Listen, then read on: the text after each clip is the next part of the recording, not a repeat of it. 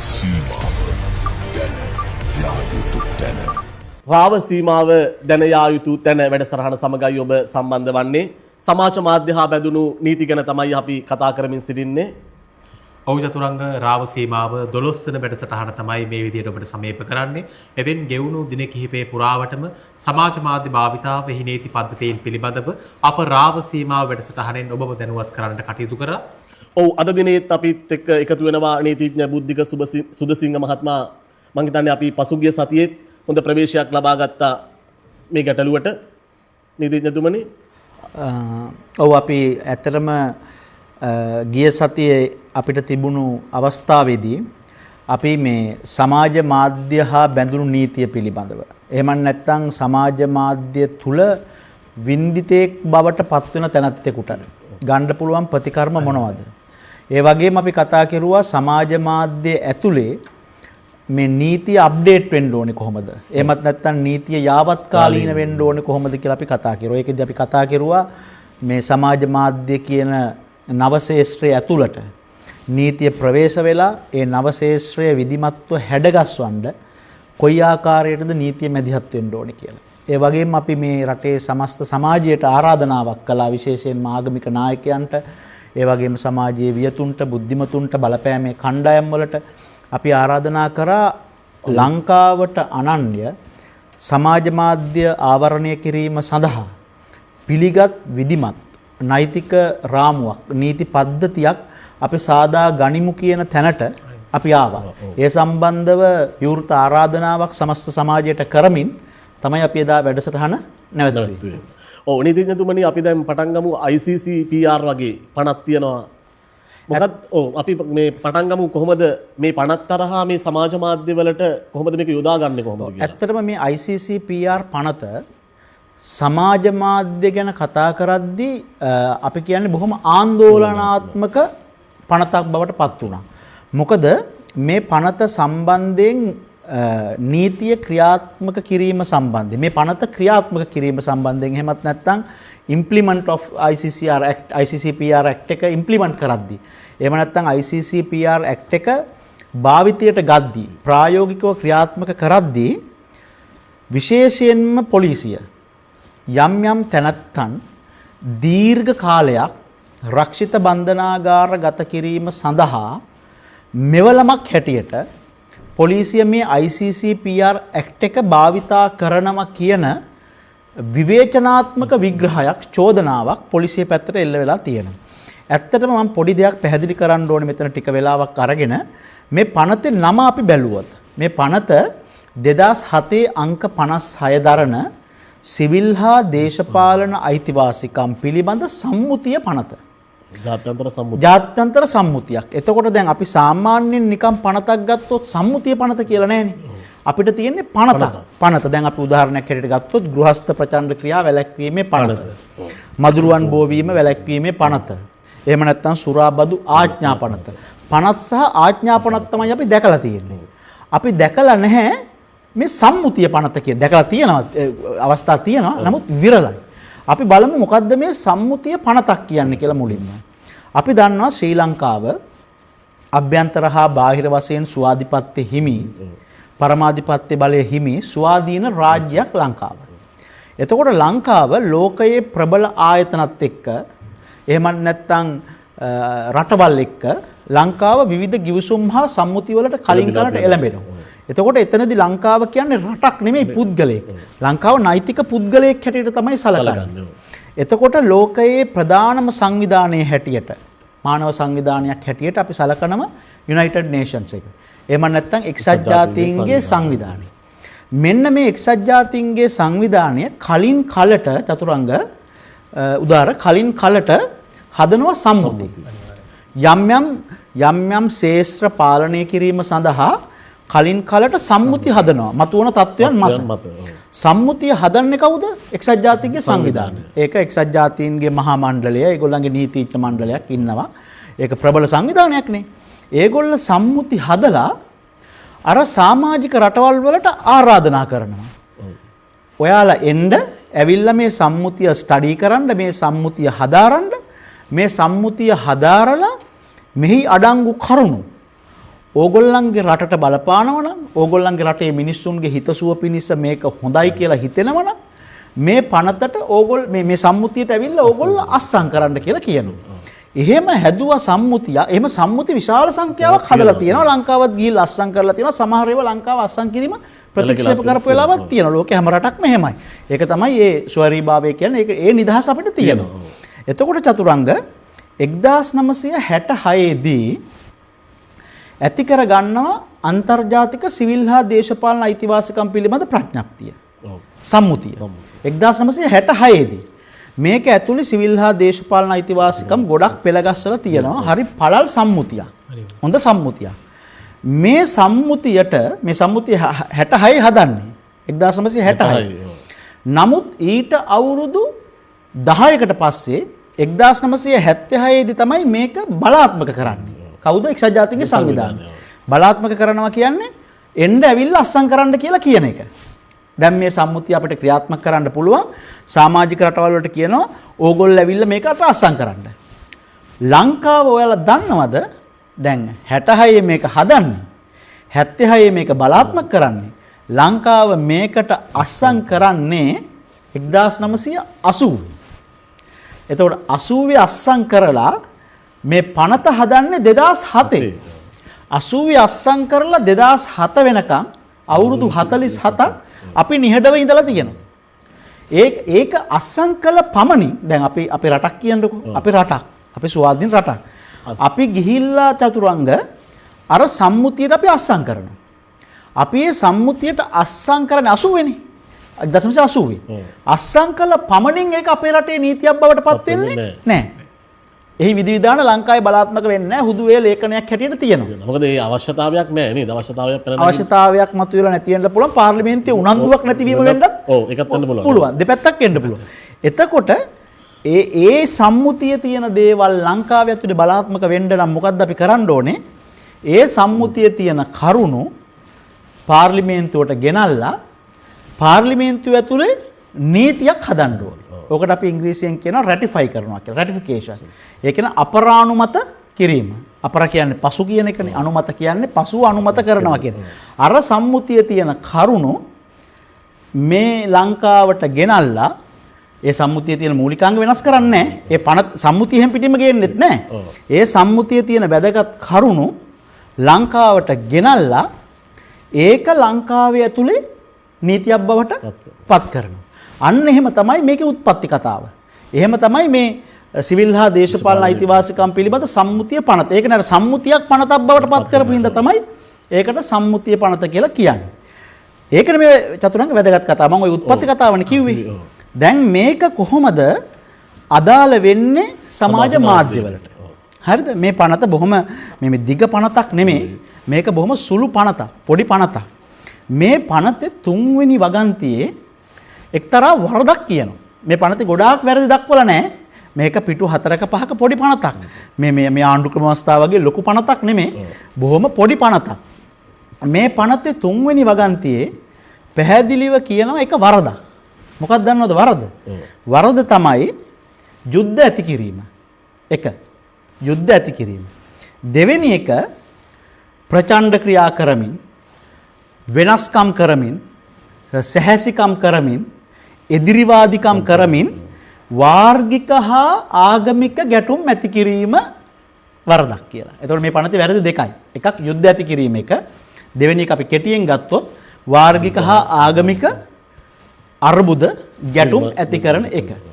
එතකොට යම්කිසි කෙනෙක් සමාජ මාධ්‍ය ඇතුලේ වර්ගවාදය බලගන්නන විදිහ, ජාතිවාදය බලගන්නන විදිහ, තව ජාතියක් පහත් කරලා ප්‍රකාශ කරන ආකාරය, තව ජාතියක් හෙලා දකින ආකාරය, එහෙමත් නැත්නම් ආගම්වාදය, එහෙම නැත්නම් එක ආගමක් විශේෂ කොට සලකනවා, අනිත් ආගම වෙනස් කොට සලකනවා.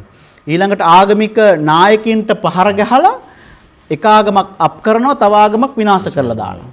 ආගමික නායකයන්ට පහර ගහලා එතකොට දැන් යම්කිසි ආගමික නායකයෙකුට පහර ගහනවා කියන්නේ ඒ ආගමේ පිරිස ප්‍රකෝප කිරීමක් නෙවෙයි. එතකොට එය ආගමික ගැටලුවක් බවට පත් වෙන්නට පුළුවන්.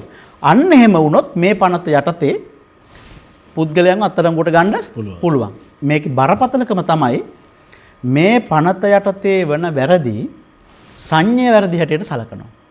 සංඤ්ඤය වැරදි. සංඤ්ඤය වැරදි කියන්නේ වරෙන්තුවක් නොමැතිව අත්අඩංගුවට ගන්න පුළුවන්. ඒ වගේම තමයි මම අවසාන වශයෙන් කියන්නම් මේ පනත ගැන. මේ පනත යටතේ අත්අඩංගුවට ගත්ත කෙනෙක් මහේස්ත්‍රාත් අධිකරණයට ඉදිරිපත් කරපුවම අපදීමේ බලයක් මහේස්ත්‍රාත්වරයට නැහැ.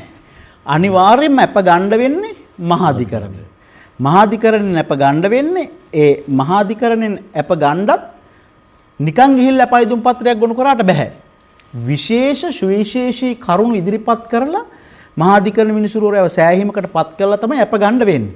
ඒකින්ද විශේෂයෙන්ම සමාජ මාධ්‍ය ඇතුළේ සැරිසරන කට්ටිය ප්‍රවේශම් වෙන්න ඕනේ වර්ගවාදය, ආගම්වාදය, ජාතිවාදය උද්දීපනය නොවන ආකාරයේ පෝස්ට් දාන්න. තවත් ජාතියකට එදිරිවාදිකම් කරන ආකාරයේ පෝස්ට් දාන්න. තවත් ජාතියක් ප්‍රකෝප කරන ආකාරයේ මුදාහැරීම් නොකරන්න වග බලා ගන්න ඕනේ. එහෙම උන් නැත්තම් මෙන්න මේ ICCPR ඇක්ට් එක යටතේ ඔහු එහි ග්‍රහණයට ලක් වෙලා ඔහුට දීර්ඝ කාලයක් රක්ෂිත බන්ධනාගාරගත වීම උනත් සිද්ධ වෙන්න පුළුවන්. දැන් නිතින්තුමනි අපි දැන් අර පෝස්ට් ගැන එහෙම කතා කරා. අධිකරණයට කෙනෙක් අපහාස කරලා මොකක් හරි පෝස්ට් එකක් සමාජ මාධ්‍යයට මුදාහැරලා තිබ්බොත් අපි හිතමු කෙනෙක් ඒ පෝස්ට් එක ෂෙයා කරනවා කියලා. ඒ පුද්ගලයන්ටත් අපේ නීති පද්ධතිය ඇතුළේ මොකක් හරි ක්‍රියාමාර්ගයක් ගන්න පුළුවන්ද? පැහැදිලිවම ක්‍රියාමාර්ග තියෙනවා. මේක ඉතාමත්ම බරපතල තත්ත්වයක්. දැන් සමහර වෙලාවට අධිකරණයේ නඩු කටයුත්තක් විභාග වෙමින් පවතිනවා. ඒ නඩු කටයුත්තේ සැකකාරයා හරි වග උත්තරකාරී හරි චූදිතයා සාමාන්‍ය පුද්ගලයෙක් වෙන්න පුළුවන්.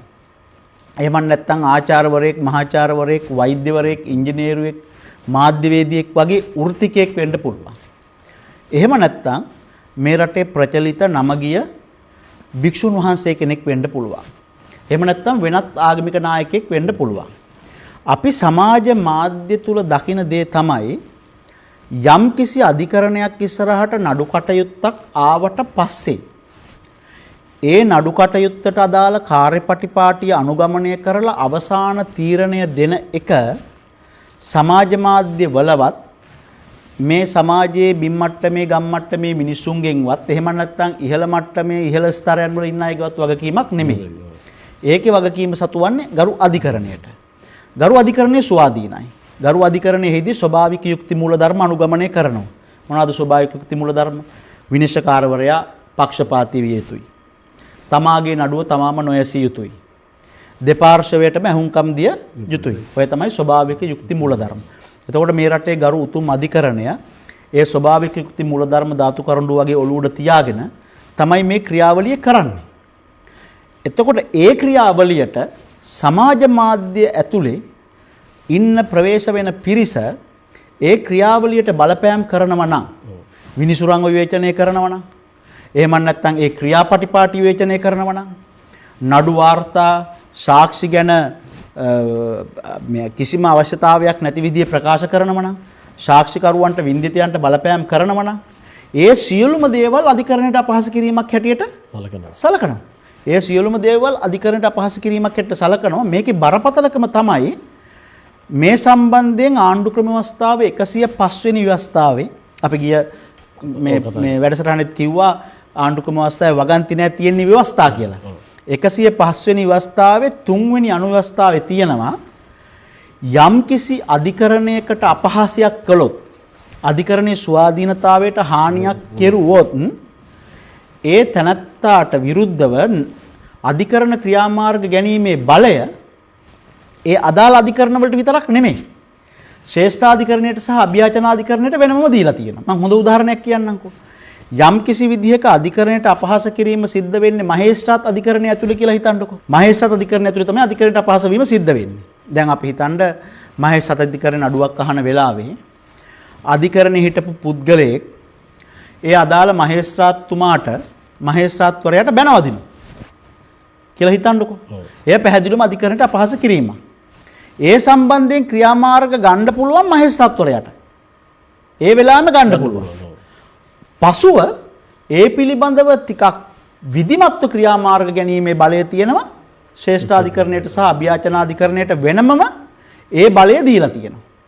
මෙහි තියෙන බරපතලකම තමයි මේකේ පනතේ දක්වලා තියෙනවා විශේෂ දෙයක්. අන්න ඒක තමයි මේ පනත හදද්දි කොච්චර මේ පනත මේ ආණ්ඩුක්‍රම ව්‍යවස්ථාවේ විධිවිධාන 105 3 හදද්දි කොච්චර ඉස්සරහට ගිහිල්ලා හදලා තියෙනවද කියලා. මේකේ කියනවා එම අධිකරණ භූමියේදී හෝ එහෙම නැත්නම් ඒ අධිකරණයේදී හෝ ඉන් පිටතදී මේ අපහාසය සිද්ධ වෙන්න පුළුවන්. එහෙනම් දැන් අද සමාජ මාධ්‍ය ඇතුළේ වෙන අධිකරණයට අපහාස කිරීම අර අධිකරණ භූමිය ඇතුළේ වෙන එක නෙමෙයි. පිටත අවකාශයක පිටත ප්ලැට්ෆෝම් එකක වෙන දෙයක්.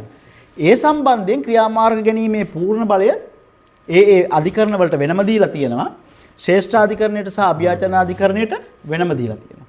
මේකේ බරපතලකම මේ චතුරංග අධිකරණයට අපහාස කිරීම සම්බන්ධයෙන් දඬුවම් නියම කිරීමේදී. ඒක ඉතාමත් වැදගත්. දැන් අපි දන්නවා විවිධ වැරදි වලට තියෙන දඬුවම් මොනවද කියලා පැහැදිලිනේ. දැන් අපි දන්නවා මිනි මැරුමකට වරදකරු වෙච්ච කෙනෙකුට මරණ දඬුවම. එල්ලුම් ගස් යනවා කියලා කියන්නේ. එතකොට හෙරෝයින් ග්‍රෑම් 2කට වඩා ළඟ තබා ගත්ත එකකට වරදකරුවෙකු වෙච්ච කෙනෙකුට මරණ දඬුවම. සොරකමට මොනවද තියෙන දඬුවම්? අධිකරණයට මේ අධිකරණ අපහාස කිරීම සම්බන්ධයෙන් නෙමෙයි අපි දැන් උදාහරණයකට ගත්තොත් ගෘහස්ත ප්‍රචණ්ඩ ක්‍රියාවලදී දඬුවම පැහැදිලිව දක්වලා තියෙනවා. නමුත් අධිකරණයට අපහාස කිරීම සම්බන්ධයෙන් දඬුවම නිශ්චිතව දක්වලා නැහැ. දක්වලා තියෙන්නේ කොහොමද? ශ්‍රේෂ්ඨාධිකරණයට සහ අභියාචනාධිකරණයට සුදුසුයයි හැඟෙන දඬුවමක් නිකුත් කරන්න පුළුවන්. යම් කිසි විදිහකින් ශ්‍රේෂ්ඨාධිකරණයට හිතුනොත් අධිකරණයට අපහාස කරපු පුද්ගලයාට අවුරුදු 20ක දඬුවමක් දෙන්න ඕනේ කියලා. අවුරුදු 20ක සිර දඬුවමක් වුණත් දෙන්න ඕනේ. ඕන තරම් උදාහරණ තියෙනවා. ඕන තරම් උදාහරණ දැන් මෑත කාලවල බැලුවොත් රංජන් රාමනායක මැතිතුමා අධිකරණයට අපහාස කිරීමට වැරදිකාරයෙක් වෙලා සිර දඬුවම් නේද. SB දිසානායක මැතිතුමා අධිකරණයට අපහාස කරලා සුවිශේෂී නඩු තීන්දුව ඒවා. සුවිශේෂී නඩු තීන්දුව. ඊළඟට අපි ගත්තොත් ඥානසාර ස්වාමීන් වහන්සේගේ නඩුව. ඒ සියලුම දැන් ඥානසාර ස්වාමීන් වහන්සේගේ නඩුව අධිකරණ භූමිය ඇතුළෙම අපහාසයට පත් කිරීමක් පිළිබඳව. SB දිසානායකගේ සහ රංජන් රාමනායකගේ නඩු අධිකරණ භූමියෙන් පරිබාහිරව වෙච්ච අපහාස කිරීම සම්බන්ධයි. මේ සම්බන්ධයෙන් 105.3 ව්‍යවස්ථාවේ සඳහන් වෙන්නේ අධිකරණයෙන් පිට කරනු ලබන කරුණාකාරණා සම්බන්ධයෙන් වුණත් අධිකරණයට අපහාස කිරීමක් උද්දීපනය වෙනවනම් අදාළ නඩු පැවරීම සිද්ධ කරන්න පුළුවන්. එතකොට අපි සමාජ මාධ්‍ය ගැන අපි දැන් මේ කතා කරන්නේ. එතකොට සමාජ මාධ්‍ය කියන්නේ අර අධිකරණ භූමියෙන් පිට කියන ප්‍රදේශයට එන එක. මේ ඒ වපසරියට එන එක.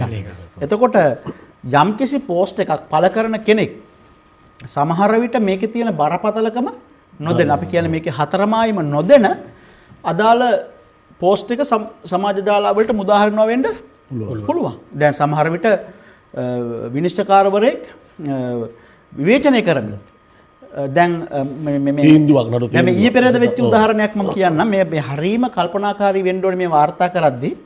දැන් අපි ශ්‍රේෂ්ඨාධිකරණ ගරු විනිසුරු නවාස් විනිසුරුතුමා එක නඩුවකදී කාන්තාවගේ සිත කියවන්න අමාරුයි පුදුම සහගතයි කිව්වා කියලා පුවත්පත් වාර්තා කරලා තිබුණා. පස්සේ ඒක පුවත්පත් නිවැරදි කරා. නමුත් ඇත්තටම ගරු නවාස් විනිසුරුතුමා ශ්‍රේෂ්ඨාධිකරණ ගරු විනිසුරුතුමා කියලා තිබ්බේ එවැනි දෙයක් නෙමෙයි. එතුමා දක්වලා තිබුණේ ෂේක්ස්පියර්ගේ කෘතියක ෂේක්ස්පියර් කාන්තාවගේ හිත සම්බන්ධයෙන් මේ විදිය දෙයක් ප්‍රකාශ කරලා තියෙනවා. ඒක දික්කසාද නඩුවක අභියාචනයක් විවාහ කිරීමක් සම්බන්ධව තමයි කියවුනේ. එහිදී ශ්‍රේෂ්ඨාධිකරණ නවාස් විනිසුරුතුමා දක්වලා තිබුණේ ෂේක්ස්පියර්ගේ ලේඛනයක් ඇතුලේ නිර්මාණයක් ඇතුලේ කාන්තාවගේ සිත පිළිබඳව කාන්තාවගේ සිත නියාමනය කරන්න අමාරුයි කියවන්න අමාරුයි වගේ කතාවක් කියලා තියෙනවා කියලා. නමුත් ඒක පුවත්පත් වාර්තා කරලා තිබ්බේ මේක ගරු විනිසුරුතුමාගේ ප්‍රකාශයක් හැටියට. එතකොට පසුව පුවත්පත් එක නිවැරදි කරලා සමාව අයදිලා තිබුණා. අන්න ඒ වගේ මේ අධිකරණ කටයුතු වාර්තා කරද්දී එහෙමත් නැත්නම් අධිකරණ කටයුතු සම්බන්ධයෙන් යම්කිසි ප්‍රකාශයක් නිකුත් කරද්දී යම්කිසි පෝස්ට් එකක් පළ කරද්දී ඒ පිළිබඳව පූර්ණ අවබෝධයකින් යුතුව ඒ කටයුත්ත කරන්නට ඕනේ. මොකද අධිකරණයට අපහාස කිරීම පිළිබඳ නීති ඊ타මත්ම දැඩි නීති රීති හැටියට තමයි අපිට සලකන්න තියෙන්නේ. ඒ වගේම අපි දැන් දන්නවා පාර්ලිමේන්තුව. දැන් සාමාන්‍යයෙන් පාර්ලිමේන්තුව අද්විතීය වාද භූමියක් හැටියට තමයි පාර්ලිමේන්තුව සලකන්නේ.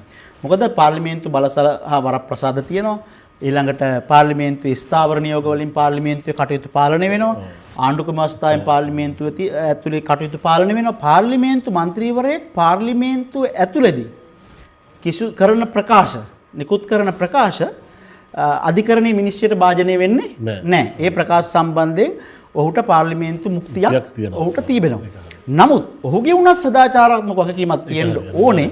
මේ රටේ ජනතාවගේ මූලික අයිතිවාසිකම් නිදහස ආරක්ෂා කිරීමේ උත්තරීතර බලය තියෙන අධිකරණයට. ඒ මුක්තිය පාවිච්චි කරනවා නම් පාර්ලිමේන්තු මන්ත්‍රීවරුන් අධිකරණයේ නිර්දේශ ලෙස විවේචනය කරන්න ඒක අපිට අනුමත කරන්න බෑ. එතකොට පාර්ලිමේන්තු මන්ත්‍රීවරයෙක් වුණත් Tamanට ප්‍රකාශනයේදී භාෂණයේදී ලැබිලා තියෙන ඒ අයිතිය, ඒ මුක්තිය අධිකරණයට තියෙන ගෞරවය, අධිකරණයේ උතුම්, ඒ වගේම මිනිසුන්ගේ නිදහස, සාධාරණත්වය, සමානාත්මතාවය කියන කතා කරද්දී උතුම්ම ස්ථානය, උතුම්ම දෙවොල අධිකරණය කියන අදහසේ පාර්ලිමේන්තු මන්ත්‍රීවරුත් ඉන්න ගමන් තමයි මේ මුක්තිය ක්‍රියාත්මක කරන්න ඕනේ. ඔව් ඊට පස්සේ නීතිඥතුමනි අපි පරිගණක අපරාධ වැළැක්වීමේ පනත ගැනත් මම හිතන්නේ වැදගත් වෙනවා ගොඩක් කතා කරොත්. ඔව් මේ පරිගණක අපරාධ වරද පරිගණක අපරාධ වැළැක්වීමේ පනත. මේක මම හිතන්නේ 2007 වර්ෂයේ නේද? ඔව් 2007 වර්ෂයේ ආපු පනතක්. මේ පනතේ තියෙන වැදගත්කම තමයි අර දැන් අද අපි කතා කරනවනේ සමාජ මාධ්‍ය ජාල නියාමනය කරන්න අපිට අවශ්‍යයි කියලා පනතක්. ඔව් සමාජ මාධ්‍ය නියාමනය කරන්න ශක්තිමත් නීතියක් අපිට අවශ්‍යයි කියලා අපි කතා කරනවා.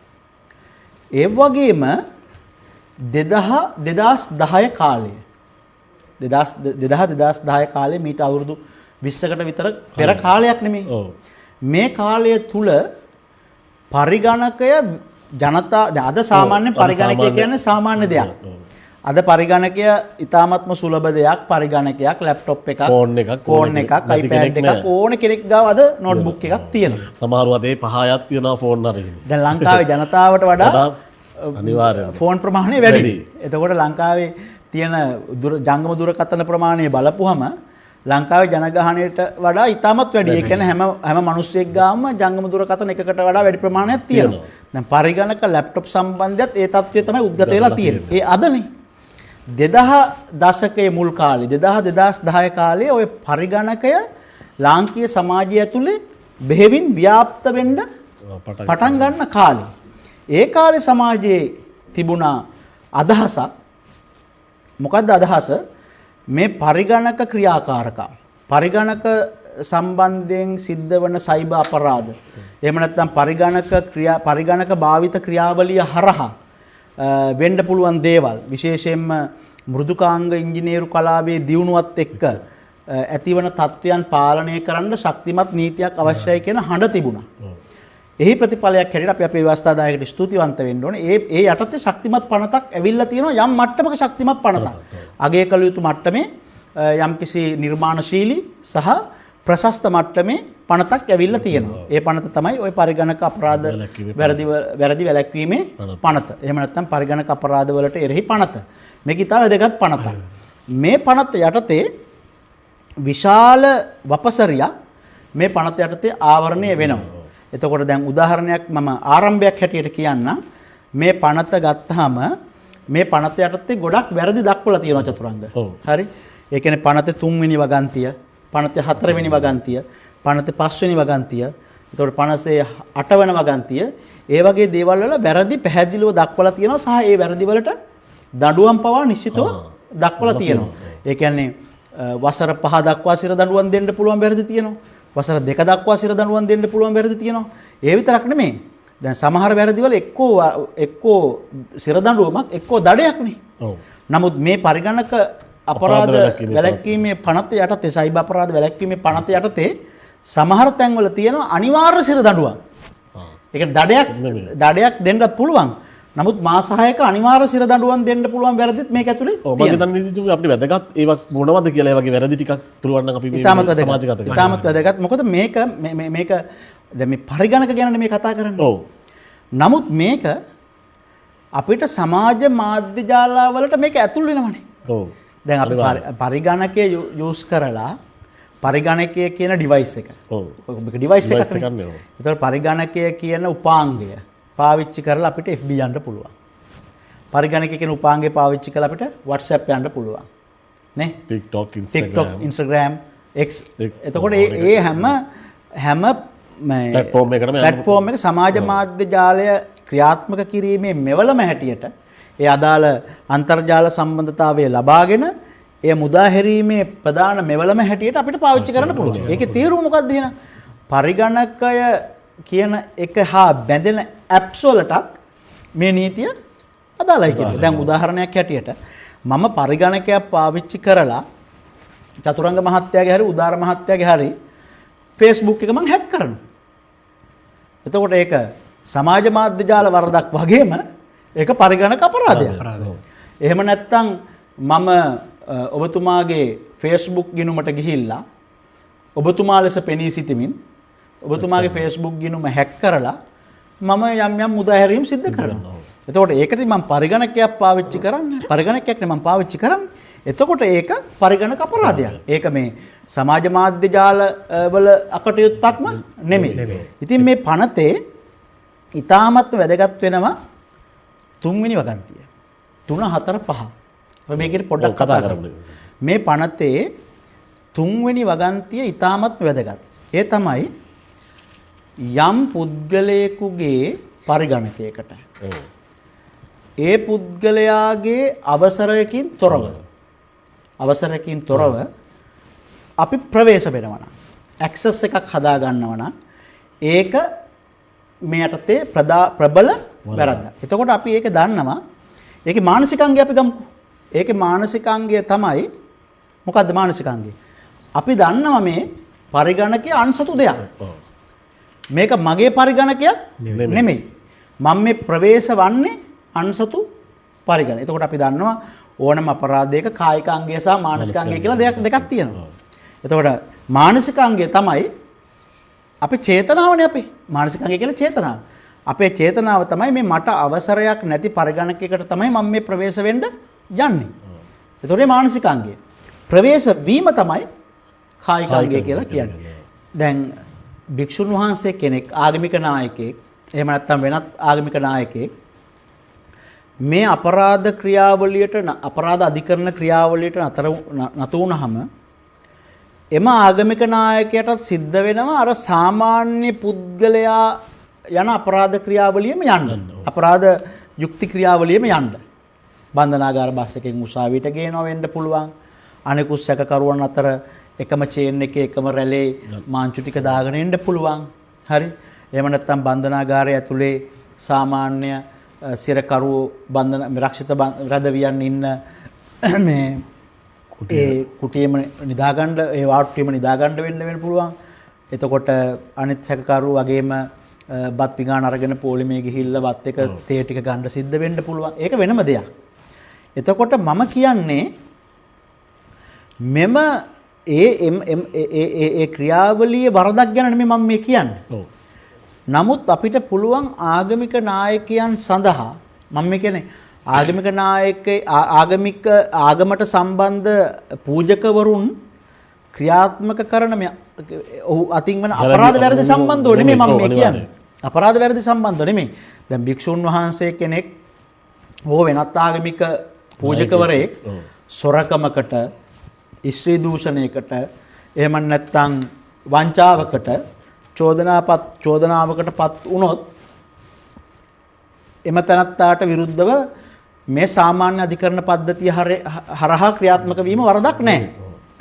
නමුත් ඒ ආගමික පද්ධතිය ඇතුලේ තියෙන විනය කඩ කිරීම ආගමික සංස්ථාව විධිමත්ව පවත්වාගෙන යාමට තිබෙන නීති රීති කැඩීම සම්බන්ධයෙන් පුළුල් අධිකරණ ක්‍රියාමාර්ගයකින් තොරව එම භික්ෂූන් වහන්සේලා සඳහාම වෙන් වෙච්ච වෙනම අධිකරණයක් වගේ නිර්මාණය කරන්න පුළුවන් නම් ඔය කියන මඩ ප්‍රචාර එල්ල වෙන එක අඩු වෙනවා. දැනටමත් තියෙනවනේ මේ චතුරංග. දැනටමත් භික්ෂු සමාජය ඇතුලේ තියෙනවනේ මේ පොහොය කරනවා කියලා. පොහොය කර්ම කියලා. අපි කියන්නේ මේ දැන් සමහරව අපි දන්නවනේ මේ ස්වාමීන් වහන්සේලා ඒ අදාළ පාර්ශව වලින් නිරපා හැරීම සිද්ධි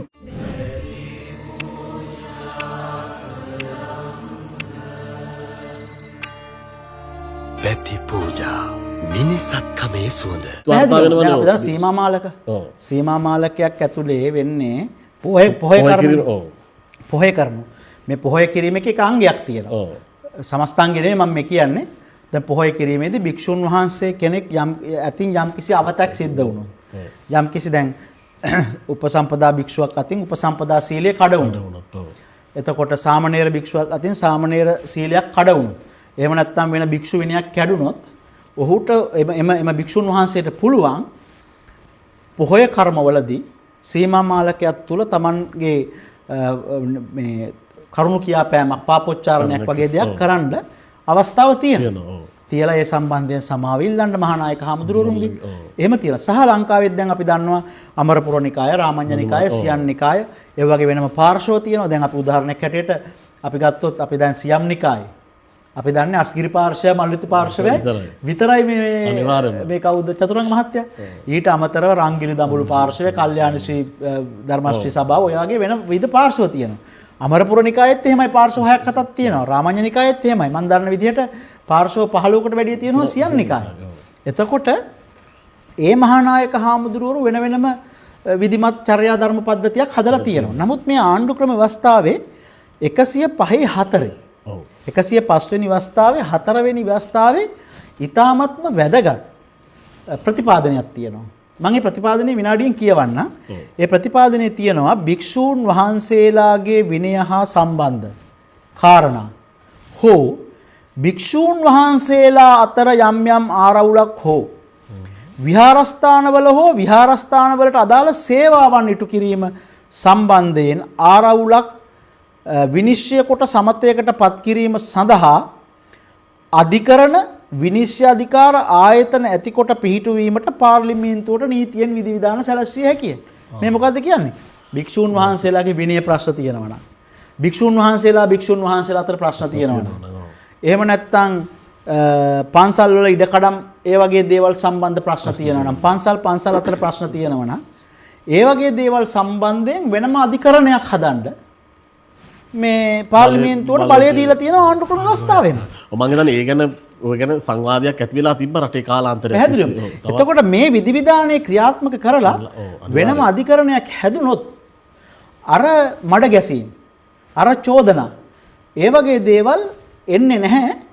මේ නිරාවරණය වෙන්නේ සමාජ මාධ්‍ය තුලට. මේ ප්‍රවේශය ගන්න පුළුවන් නම් අනිවාර්යෙන් මේක අපි වර්තමාන රජයෙන් මේක ඉල්ලා සිටිනවා ක්‍රියාත්මක කරන්න කියලා. ඊට හොඳ පිළියමක් මේක. නිතිතුමනි ඊළඟට අපි කතා කරොත් දැන් පරිගණක හදිසි ප්‍රතිචාර සංසදය වගේ සංසද මම හිතන්නේ මේකෙන් පරිබාහිරව වෙනම පිහිටවලා තියෙනවා. ඒ ගැන අපි කතා කරොත් මේක ඉතා වැදගත්. මේක නීතියෙන් පිහිටවලා තියෙන ආයතනයක්. ඇත්තට මම දන්න විදිහට මේක 2006 වර්ෂයේ ඉඳන් වගේ මේක ක්‍රියාත්මක වෙන ආයතනයක්. විශේෂයෙන් මේක මේ අපි දන්නවා අපේ ලංකාවේ තියෙනවා මේ තොරතුරු හා තාක්ෂණ සංනිවේදන ආයතනයට මැදිහත් වෙලා හදපු දෙයක් මේක. මේක දැන් ඩිජිටල් ආර්ථික කටයුතු අමාත්‍යාංශය යටතට මාර්ගන්නේ අයිති වෙලා තියෙන්නේ. එතකොට යම්කිසි පරිගණක ආශ්‍රිතව විශේෂයෙන් සමාජ මාධ්‍ය ආශ්‍රිතව වින්දිතයක් බවට පත්වෙච්ච කෙනෙක්, වින්දිතයෙක් බවට පත්වෙච්ච කෙනෙකුට සමහර විට සෙක්ෂුවල් හැරස්මන්ට් එකක් ගැන වෙන්න පුළුවන්. එහෙම නැත්නම් අපහාස කිරීමක් ගැන වෙන්න පුළුවන්. එහෙම නැත්නම් පරිගණක සමාජ මාධ්‍ය හරහා සිද්ධ වෙන වෙනත් ක්‍රියාකාරකමක් නිසා අගතියටපත් වෙච්ච කෙනෙකුට ශ්‍රී ලංකා පරිගණක හදිසි ප්‍රතිචාර අංශයට ගිහිල්ලා පැමිණිල්ලක් ඉදිරිපත් කරන්න පුළුවන්. ඒ පැමිණිල්ලක් ඉදිරිපත් කරාට පස්සේ මා ආයතනය විසින් එය නිසි පරිදි අධ්‍යයනය කරලා වෙනත් අදාළ ආයතන, ඒහා බැඳුණු තවත් අදාළ ආයතන තියෙනවා නම් ඒ අදාළ ආයතන වලට යොමු වෙන්නට පුළුවන්. මේක මේ ආයතනයට නඩු පැවරීමේ හෝ නීතිමය ක්‍රියාමාර්ග ගැනීමේ පළල් බලයක් නැහැ. නමුත් මේ වගේ ආයතනයක් තියෙන එක හොඳයි. මොකද එතකොට ජනතාවට යම්කිසි විදිහක පැමිණිල්ලක් හෝ ගොනු කිරීමට තමන්ගේ දුක් ගැනවිල්ල ගිහිල්ලා කියන්න හෝ තැනක් තියෙනවා දැන්. ඒ වගේ මේක අදාළ තැනට යොමු වෙනවා සහ ඉක්මන් වෙනවා. ඔව් ඒ සඳහා ප්ලැට්ෆෝම් එකක්. ඒ සඳහා යම්කිසි මාවතක් නිර්මාණය වෙනවා. අනිවාර්යෙන්ම නීතිය නොදැන සිටීම නිදහසට කාරණාවක් නෙවෙයි. එනිසායි අපි රාව සීමාව ඔබ වෙතට මෙලෙසින් ගෙන එන්නේ. සමාජ මාධ්‍ය සහ බැඳුණු නීති පද්ධතීන් පිළිබඳව අප රාව සීමාව වැඩසටහනෙන් කතා කළා. රාව සීමාවේ 12 වන වැඩසටහන තමයි චතුරංගද මේ විදිහට දිගහැරුණේ. ඔව් නීතිඥ බුද්ධික සුදසිංහ මහත්මයා තමයි අපේ දේශක විදිහට අද අපි ගෙන්නුවේ. ඒ වගේම එතුමා මම හිතන්නේ විශාල දරුවන් පිරිසකට නැනුවන පහදන නීතිඥවරයෙක්. ඔතුමාට බොහොම ස්තුතිවන්ත වෙනවා අපි අපේ රාව සීමාවට අද සහභාගී වුණාට. ලංකාවේ ග්‍රාස් රූට් ලෙවල් එකේ ඉන්න මිනිස්සුන්ගේ බොහොම පහළම තැන්වල ඉන්න මිනිස්සුන්ගේ නීතිමය දැනුම, නීතිමය විඥානය සහ නීතිමය සාක්ෂරතාවය පළල් කිරීම සඳහා මෙවැනි වැඩසටහන් වලින් වෙන දායකත්වය අද්විතීය දායකත්වයක් සහ මිලකල නොහැකි දායකත්වයක් හැටියට නම් කරන්න කැමැති. ඒ වගේම මේ අවස්ථා දෙකක් මට දුන්නා මේ වැඩසටහනට සම්බන්ධ වීම සඳහා. ඒ සඳහාත් මගේ ශීර්ෂ ප්‍රණාම ගෞරවය මේ ආයතනයට හිමි වෙනවා. එහෙනම් උදාර අපි රාව සීමාවෙන් අදට සමුගමු. සුපුරුදු පරිදි අපි සඳුදා දිනේත් නැවත හමු වෙමු. රාව සීමාව දැන යා යුතු